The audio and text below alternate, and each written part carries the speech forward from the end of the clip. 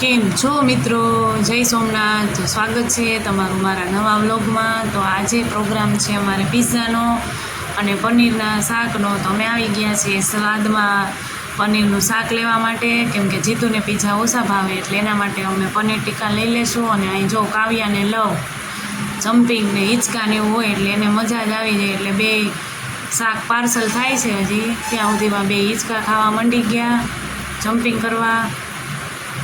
નહીં બીજા બાળકો હિંચકા ખાય છે. કેશોદમાં જો બેસ્ટમાં બેસ્ટ તમારે જમવાનું જોતું હોય તો એ અહીંયા સ્વાદમાં મળે. સોમનાથ વેરાવળ હાઈવે ઉપર છે, કેશોદથી આગળ આવતા.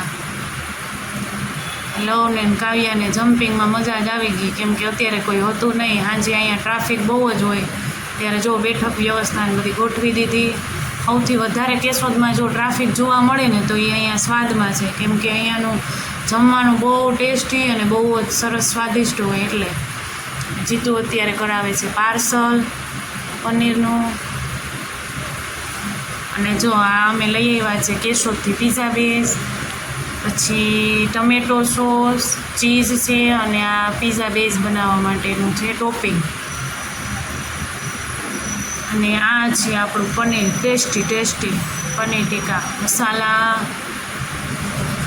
બધાને મોઢામાં પાણી તો આવી જ ગયા છે. અને પછી મેં બનાવ્યું પિઝા ટોપિંગ માટે જો કેપ્સિકમ લીધું છે, ડુંગળી, ટમેટું બધું ઝીણું કટિંગ કરી લીધું. પછી આપણે એનો વઘાર કરી દઈશું.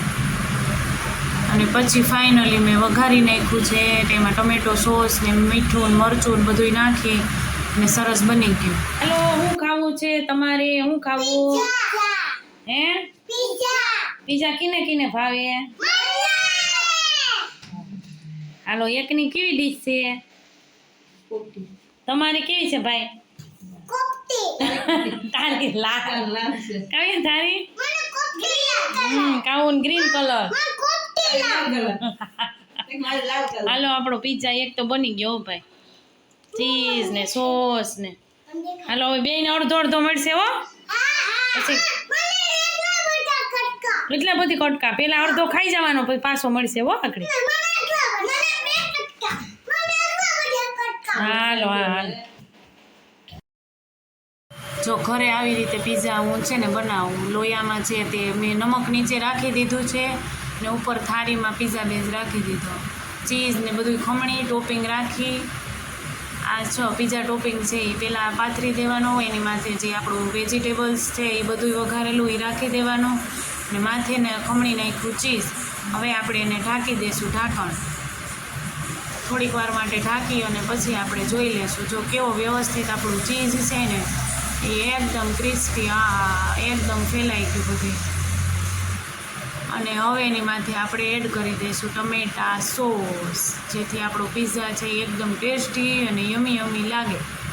તો જે કોઈને ભાવતા હોય હાલો પિઝા ખાવા.